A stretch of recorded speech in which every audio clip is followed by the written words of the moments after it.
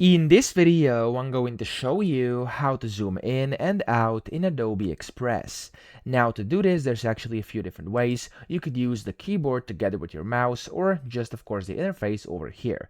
Now if you want to use the keyboard together with your mouse, the easiest way to zoom in and out is going to be to hold down your control button on your keyboard, and then you want to either scroll up with your mouse wheel like this, and that's going to zoom in, as you can see, towards your mouse cursor, or you could also of course scroll down, and that's going to zoom out just like this. So holding down the control key and scrolling up goes in, and scrolling down goes out like this. Okay, that's how to zoom in and zoom out using your keyboard and mouse. Then if you simply want to use your keyboard only, you could go and hold down your control key again, and you want to tap on the plus button. So press the plus button, it's going to go out, or of course it's going to go in, and if you hold down control and minus, it's going to go out. Okay, so as you can see, it goes by 25%, then 50, and then finally 100. Okay, so this is kind of the maximum zoom you can get, which is pretty much like 6,400%. Okay, and this is going to be the minimum, which is the 5%, as you can see up top over here.